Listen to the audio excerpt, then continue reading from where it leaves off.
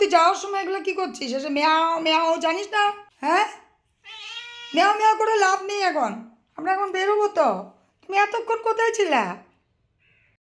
Hello everyone, সময়ের সাথে তোমাদের সকলকে অনেক অনেক ওয়েলকাম।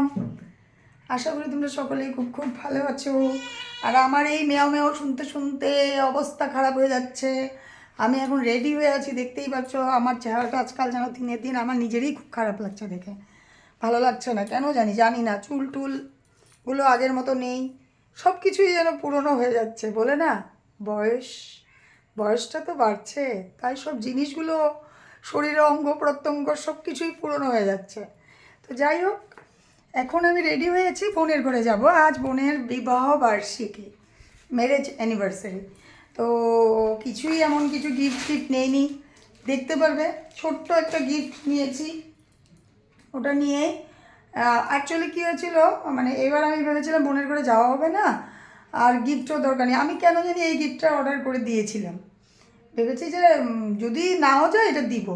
আর এখন আমার মানে ও বোন বললো যে তোরা কিন্তু এসে পড়বি কালকে, মানে এরমভাবে বললো, না গিয়ে পারা যায় না। তো ওই গিফটটাই আর দিব, মানে যদি নাও ডাকতো আমি এই গিফটটা দিতাম। আর ডেকেছে তো, আর এখন আর কিছু কেনাকাটা হয়নি। ঘরে কাপড় মেলা হচ্ছে ঘরের মধ্যেই, কেন বৃষ্টি যখন তখন নেমে যাবে। গুয়াহাটিতে যখন তখন বৃষ্টি নামছে, একদমই গরম অনুভব হচ্ছে না। জানি না এবার যখন গরম পড়বে তখন কি বৃষ্টি দেখতে পারবো, আমার তো মনে হচ্ছে না। এখনো প্রচুর বৃষ্টি হচ্ছে বর্ষার আগেই। তো যাই হোক, এখন যাওয়া যাক। এসে পৌঁছালাম, আর এসেই আমার নজর পড়লো, দেখো বোনের বাড়িতে এই গাছটা আছে। আমি সেদিন নার্সারি থেকে ছিলাম এটা কিনবো বলে, এখন ভাবছি আর কি করতে কিনবো। বোনের ঘরে যখন আছে, এইটা আর একটু বড় হোক, এখান থেকেই একটা ডাল নিয়ে বাঁচিয়ে নেব। আর এই যে তোমাদের দাদাভাই এসেই ফোনে ব্যস্ত। তো চলো যাওয়া যাক।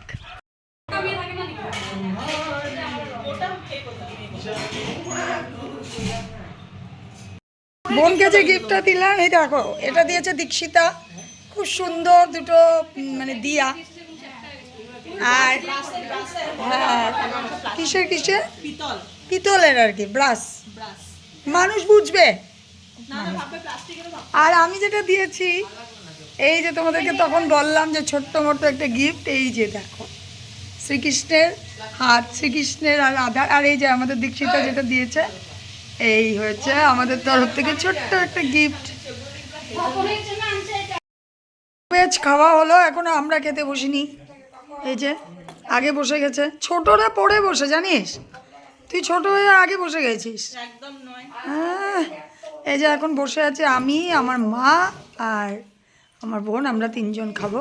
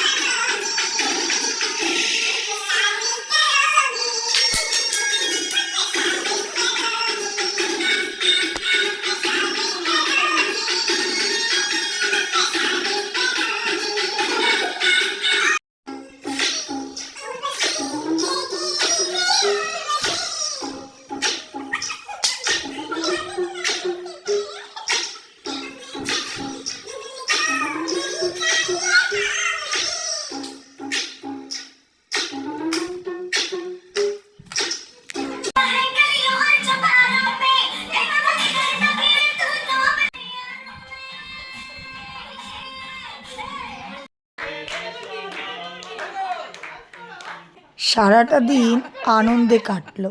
সন্ধ্যের পর আমার বোনের হাজব্যান্ড আসলো বোনের জন্য গিফট নিয়ে।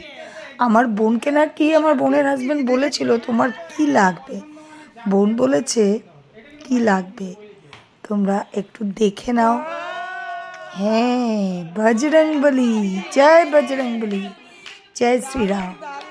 আজ ছিল মঙ্গলবার, আমার বোনেরও এই পঞ্চমুখী হনুমানের একটার খুব ইচ্ছে ছিল।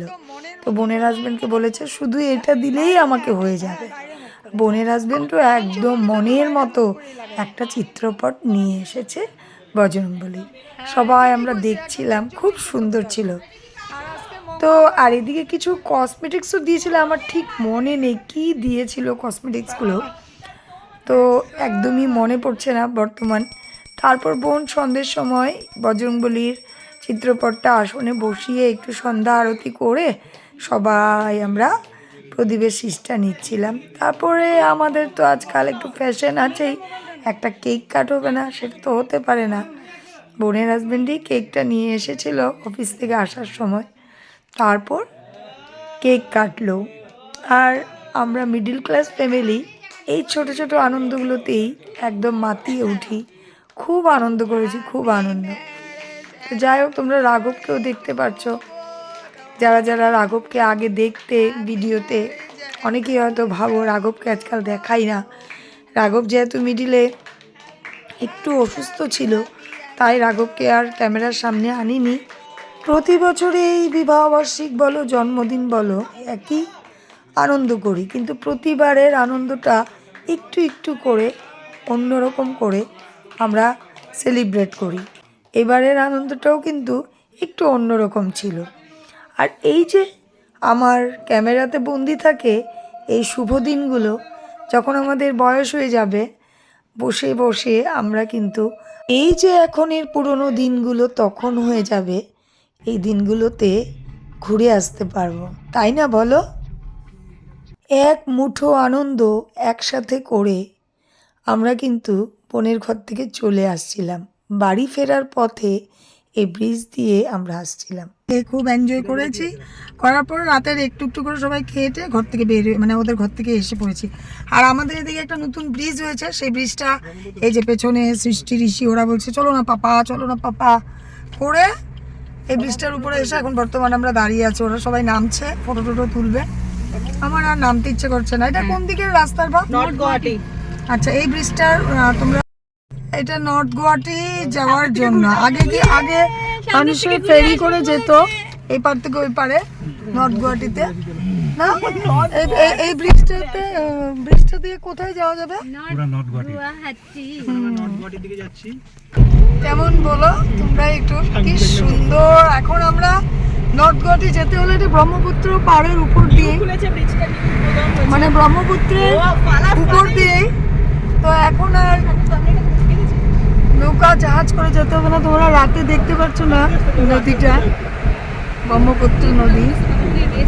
আজকে ছোট্ট একটা ব্লগ তোমাদের সাথে শেয়ার করলাম, ব্রিজ দিয়ে যেতে যেতে ভিডিওটা শেষ করছি। নেক্সট ভিডিওর জন্য ওয়েট করবে, কেন কি নেক্সট আপকামিং ভিডিও আপনাদের দিদিদের জন্মদিন নেক্সট ঠিক আর আধা ঘন্টা পরই।